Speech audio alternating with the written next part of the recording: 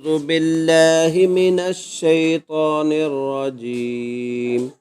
بسم الله الرحمن الرحيم. آية नंबर 140. تلك أمة قد خلت لها ما كسبت.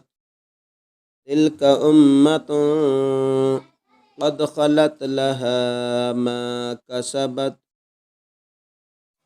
لها ما كسبت ولكم ما كسبتم.